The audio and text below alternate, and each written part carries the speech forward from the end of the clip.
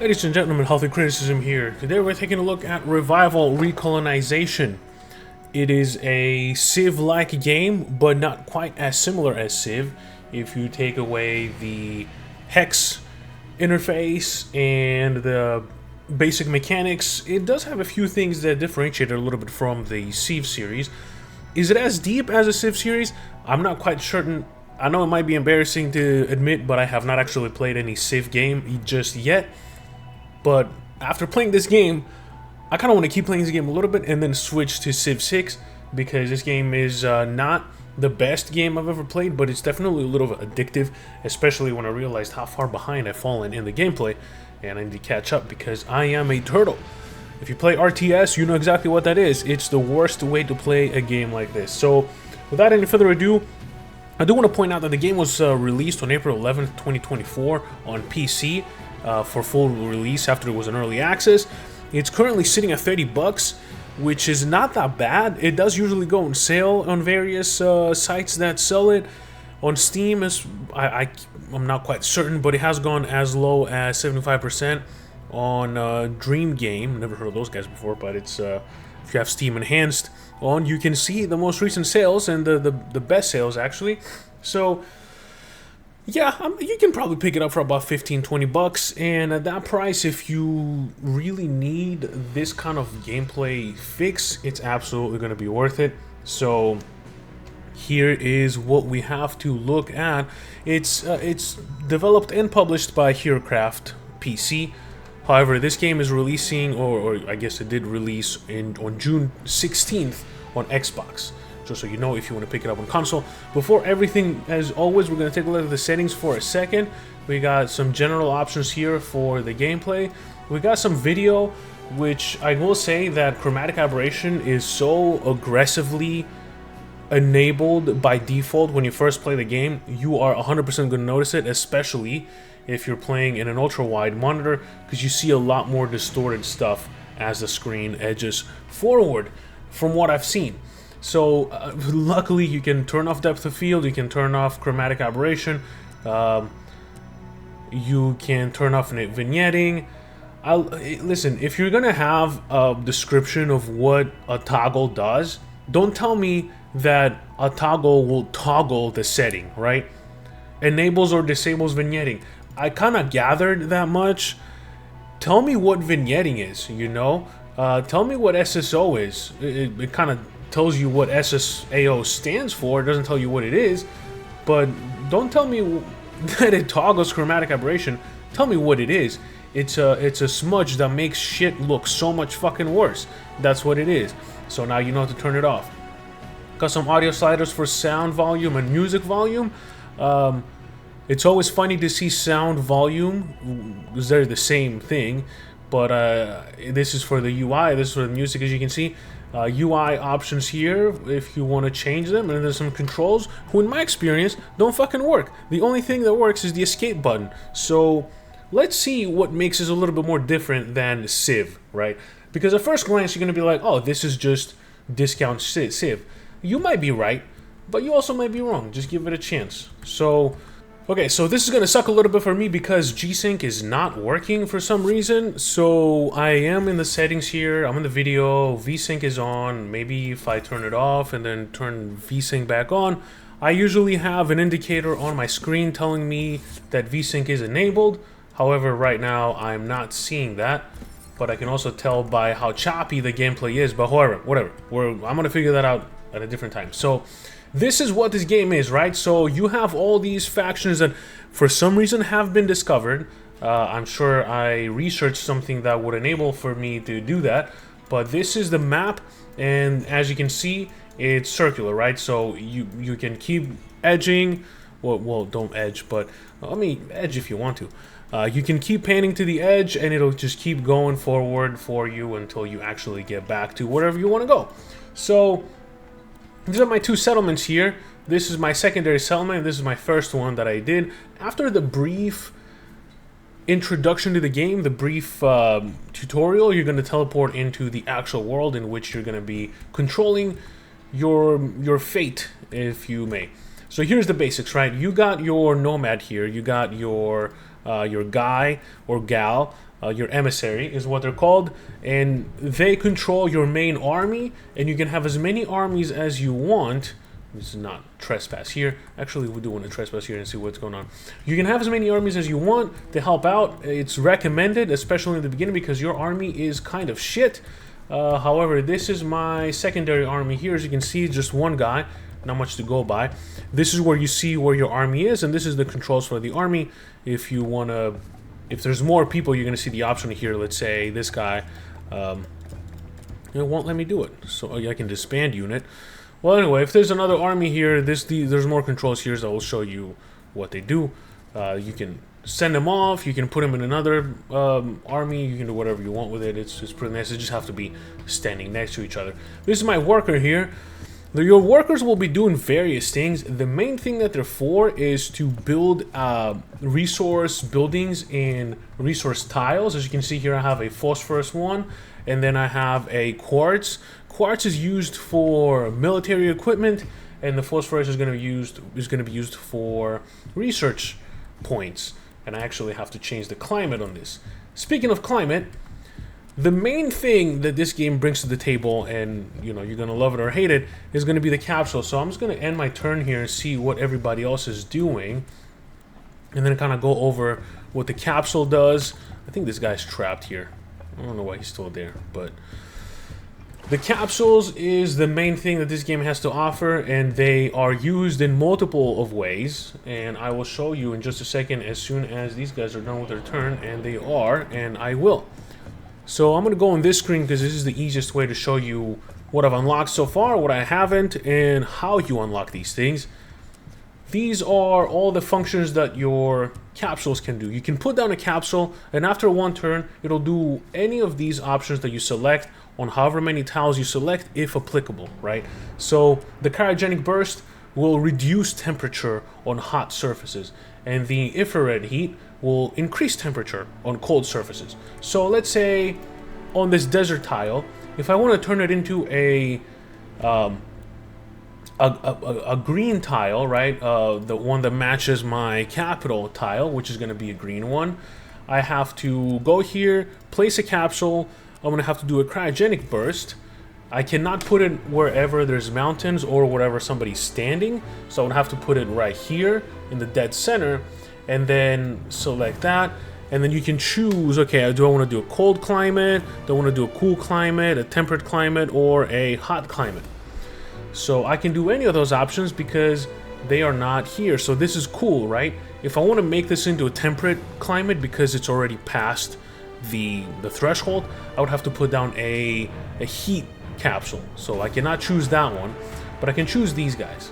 The mountain I don't really care about, because the way you bring down mountains is you get a capsule and you do an earthquake, right? So you do an earthquake and the game will automatically choose the best tiles to do it on, but obviously you do not want to do it on a tile that you occupy, and it will destroy most of that tile right there. So if you only want to take down this mountain, it's recommended that you only do it on that one, or you just do it on none, right? Mountains are good strategy because they cannot be passed by people unless you have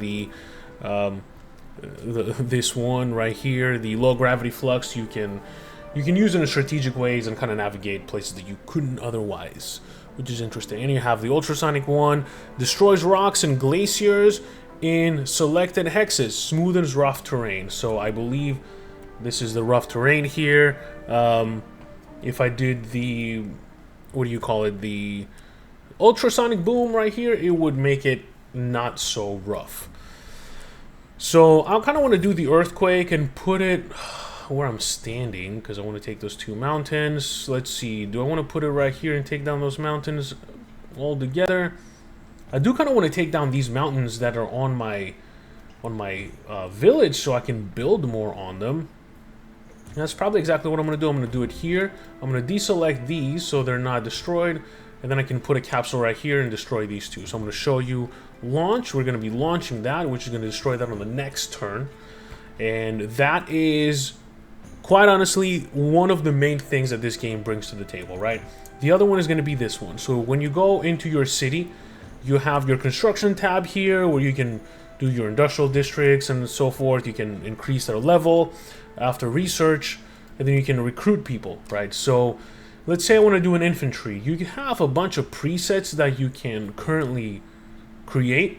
So it tells you you can create over 99 of this particular unit. Or on the marksman, I can only do one of these because of the resources that it takes. It takes quartz, which is being mined by my worker down there, and this one requires just what is that? I keep forgetting. Production units, right? And that one we can have as many as we want, but it also gives you the rating for their battle capacities and whatnot. So that's pretty nice to see. You can also choose the equipment. So this is your infantry, right? You can choose different items for it. So this one does 1 damage, the crossbow does 2. Obviously you want the higher damage. When you go on the cape, I haven't unlocked any armor for these guys just yet, but for the ammunition, you can either do, you know, asbestos coating for fire resistance, you can do a map so you can have increased range, or you can actually just do the ammunition that they're going to be using, because this one is not going to do any damage. This one is going to increase the damage, and so forth. So you can kind of play around with that. This is a lot more in-depth than a game like Civ, which I do not believe you have the ability to change your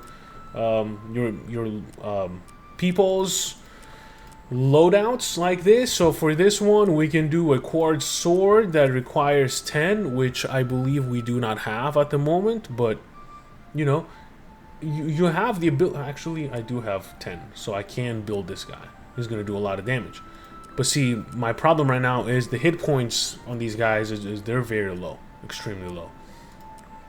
So if I go to this guy, this one does a little bit. Let's see, it reduces the move points. It does 3 damage. Why wouldn't I do this? Why is this less rating than the other one? I don't understand. But you get the idea. This one does just 3 damage, no contingencies. This one adds 1 move point. This one does not. So. But it also requires 2 less quartz, and that's kind of how you decide. You have the different types of shields here. Obviously, but more armor less means more damage, or less damage rather, and so forth. And that's kind of the unit interface aspect of the game. You can change how your unit loadout is happening, and kind of customize your armies to your needs. I haven't really felt the need to do that because the game is pretty good at giving you all your options right there. But it's entirely up to you how you want to play these things out. What I want to do right now is... Well, actually, does this work now? Let's see. F4 for research. It does work. How do I do end turn is return? I'm not going to do that. Okay, the hotkeys work on this playthrough, which is really nice to see. However, one big thing is the battle, is the combat, rather. Is the combat good? I personally do not favor the combat if it's manual, because you will get your ass whooped. There are battles that will say overwhelming victory, so if you click your unit and you hover over here, it'll say win probability, right? With reinforcements, you have a slim chance of winning. Without reinforcements, guaranteed loss. And when you go to this area right here, it'll show you this kind of graphic, your opponent's main army power, your power, and the reinforcements that you're going to be receiving in one turn. I don't really care about my workers fighting, you know. You will be receiving more reinforcements from the capital. If I were to do this manually, I would 100% lose. I have a slim chance of winning this battle if I quick battle it. But if I do begin the battle, there's absolutely nothing you can do. Oh, I actually ran away from the battle, and that... I guess I should have taken my chances. There's an autosave every turn. I could have just loaded an autosave. I haven't yet, but you can do that if you want to. So... that's the main thing about this game, is the combat is a turn-based. I don't really have... Okay, maybe I can go to these guys. Let's see. This is a high chance of winning this battle. So let's... The slim chance of winning without reinforcements, a high with reinforcements. So let's... How many... It's going to take 2 turns to get back down there. So fuck it. We're going to go. We got some roads here that will help us. That's fine. We're going to end the turn, or should I hit return to see if that would have worked? These are the enemy factions here. There is some diplomacy, As you can see, these guys cancels the peace treaty. I don't know why. They kind of have a mind of their own when it comes to how they act in the diplomacy aspect of things. So I don't really know what the rhyme or reason is, or if there even is one. District was upgraded. Okay, and so these are destroyed. I can actually probably put a capsule down to kind of help smoothen the terrain out, but for now we're not going to worry about it. If you click your capital building and then you kind of hover over the districts, it'll show you how many trees they have. If they have tall vegetation, small vegetation. This one doesn't have any vegetation. That's nice. It doesn't have any penalties. This one has shrubby vegetation. So what you can do is take your worker, take him here, and then cut down the trees. If there's no trees, that means you have maximum bonuses for those places. So what I'm going to do is I'm going to go here. I'm going to keep building roads so I can actually move faster between areas. As you can see, I have these roads here that kind of boost my my movements. And we're going to go here. Hopefully these guys are healing. They're not really healing. I'm probably going to get fucked, but it's whatever. I want to show you the combat so you can kind of get the idea of what it's about. I'm actually full health right now, which is really nice. I'm wondering if I'm going to get reinforcements. Well, this guy finally left. He was here hovering around, not doing anything right now. And after this, I'm going to show you the diplomacy a little bit, and then you can kind of get an idea of what that looks like. So, unit was completed. Let's see if I can move them. You can only have 6 units in the army, so that's the only reason why I'm not moving them. And let's see. Oh, I cannot move through these shrubs. Okay, that's interesting. We're going to try to move anyway. There's a guy back. I'm not going to do this guy. I'm not going to do that guy. I'm going to do this guy. If you click more than once as the unit is moving, you can make him travel a little bit faster. Okay, let's build some more roads, my guy, so we can go here and see what the hell this is all about. These guys got destroyed. Why do you want to fight these machines? Healthy criticism. I will tell you why. Let's see if return. Return does end the battle. Nice. So the hotkey's working out for some reason. I don't understand why. Waiting for these guys to complete their turns. So why do you want to destroy these machines? These are automations. And, okay, these guys cancel the peace treaty, even though our relationship is improving, which is nice. Good to see that. I'm really curious to see what this says. SMG mastery. So we should be able to now. We don't have any iron, so forget about that. Let's see what it actually needs. We're gonna go and choose equipment. Oh, we don't have that option at all, which is interesting. Choose equipment. Not yet. Okay, we're gonna figure that out. No worries. So you are gonna go here. You are gonna go here, and you are going to attack. Probability, an assured victory. I assure you, it's not gonna be this easy, right? You got 5 units here, 614 battle rating, and you have 593 here with a lot more units that will arrive. So let's do a begin battle. Keep in mind, this is an assured victory. If I were to simulate this with a quick battle, I would have won without any losses. So you can see these guys have a lot more health than my units do. They're going to be right here. And kind of like Fire Emblem, you have the ability to kind of set up your people a little bit early and put them in position. You know, these are explosive barrels. You should avoid those generally. Don't put any people near them because they do a lot of damage. A lot of damage. Tons of damage. But what I kind of want to do is lure them in. But these guys are ranged attack. So their range is quite impressive actually. So what I want to do is put my archers here, and I'm gonna go a little bit aggressive. Okay, they're kind of bundling up in that area. So let's see. These guys can move. These guys can attack. I cannot attack anybody yet, but what I can probably do is kind of end my turn and make them move, right? So let's see what they've got. It doesn't really do a good job of telling you who is ranged and who is not ranged either, which I find somewhat annoying, but you kind of learn after a while. These are my second set of reinforcements, which is really nice. What I want to do is select my emissary, your person does not actually battle directly. You can, however, send out capsules in the battlefield. So this one is going to burn them. It's going to do a little bit of damage, hopefully. It did not, but let's select my guy here, and I'm going to try to take you out. Hopefully the fire didn't do shit, which is really annoying. And you cannot do any other ones, so we're going to wait our turn. Can I attack again? No, I cannot attack again. So we're going to wait our turn, go to the next one. I'm going to go here. We're going to try to take this guy out. So this guy's going to get clobbered to death. I don't want to keep switching back to that unit. Stop doing that game. And we're going to... This guy's taken out. That's really nice. Going to select one of my archers now. Hopefully take this guy out. This guy is taken indeed out. If you are in the high trees, you are going to be hidden. So that's really nice to see. You can wait your fucking turn. Why is this guy not attacking? Did I really move that far for him? That's a little annoying. Can I attack you? Yes, I can. It's a little bit of a distance, but, you know, it kind of worked out. Can I attack you?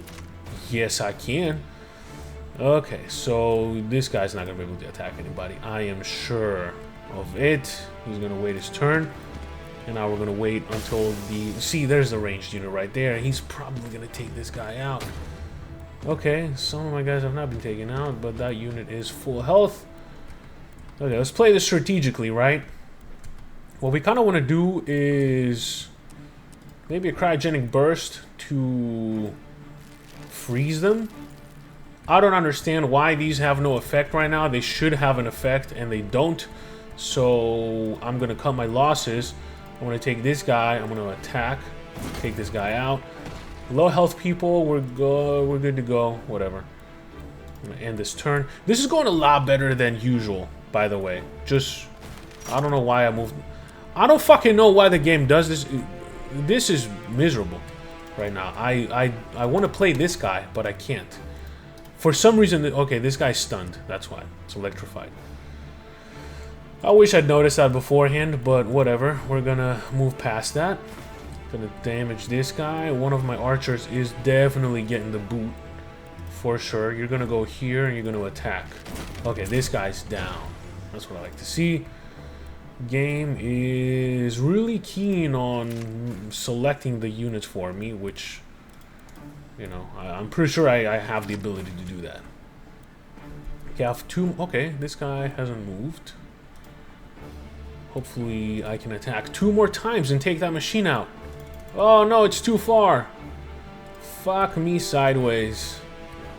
Can I attack? No, I cannot attack. That sucks, dick. Okay. Did not kill my unit. You could have attacked another unit, you dumb. Let's see if I can move in for the kill. Of course I can. Game over. I did not lose any units. This was a first. For me, personally. Okay, we've destroyed this unit. We got a control module, and now we're gonna go up here in the edicts screen, and we can either level up an existing one or unlock a new one. So we can do acid rain or high gravity flux or a thunderbolt. So we're probably gonna do, if we level up one of them, we can do a larger area. So I kind of want to do a larger area for this. Okay, let's see. What do I want to do? This one actually does damage. So we're going to do that one. It's probably going to be useful for the battle. And now we can go back into our city and heal. And we can actually bring one of our workers, who's this guy right here. And he can take down these ruins, and it's going to give us some resources. Usually it's iron or something like that. So that's not going to be easy to defeat. So that kind of gives you the idea of the game. But I promised I was going to show you diplomacy, and here is the diplomacy screen. So these are units, these are factions that are a little bit more unique, right? So you cannot quite assimilate them as easily, but, you know, once you get their relationship going, you definitely will be able to. I think you can vassalize them to take over them. These guys, the Fallen here, This is going to be my key to this section of the map. That's why I was using, I was moving my unit on this area so I can actually build a town and take over this land and expand a little bit more, because this unit lost, of course, and they also have a quartz and another phosphorus here, so that's going to be very useful. I kind of want to take over this guy, but it's hard to attack people without really harming your reputation. And your reputation is going to be vital for bonuses down the line. So that's going to be an interesting thing for me to strategize. But for the time being, I do have to end this video because it dragged a little bit longer than I would have liked it to do so. So this is Revival Recolonization. It's fun. I like it more now after having played it for several hours than I did in the beginning. In the beginning, it was a jumbled mess. I didn't really quite understand what was happening, and the tutorial is not the most greatest, I would say, to explain things to you. But regardless, it gets the ball rolling. The only thing I forgot to show you is the actual research, the science tree. Do not get too burdened on researching everything that you can. You should be trying to expand as much as possible, because as you can see, I'm fighting with fucking sticks and stones, and these guys have jets and airplanes running around. So what fucking chance do I have? You know, they got ships, they got battleships. I'm so lucky they haven't wiped me off the face of this earth yet. I don't understand why they haven't, quite frankly, but they can anytime they want to. So be careful.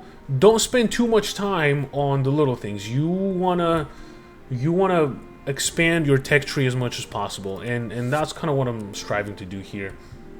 You do have a minimum that you need to research before you can proceed, but I'm kind of working towards that. You know, I want to get automatic weapons for the most part, and some ballistics. This is where I'm kind of striving to get to, and hopefully I can get to it soon, or rather than later. So keep in mind, one last thing I wanted to tell you is, if you put a building down like this one, for example, it says if you go on the exclamation mark here, which you can't really see unless you zoom in a little bit, right? It'll tell you foreign climate. A building located in a foreign climate brings twice less, 50% less resources. It is recommended that you change the hex to your faction's home climate. My home climate is temperate, okay? And I need to use my capsules to bring all these necessary buildings to temperate climate, otherwise they're going to be half as effective. So my next move should actually be for this guy to get here and do that. If you keep your climate the same as your capital on all your production buildings, you're going to be fine. That's why you see all these exclamation marks up here. That's because this guy has not changed the climate on this area. So there's a lot more that you can discover as you play the game, and if you really want to play this game, it's probably best that you discover them on your own. So I'm gonna leave the rest of the spoilers to that. So there you have it. I hope you found this useful, and I hope to see you on the next one. Peace.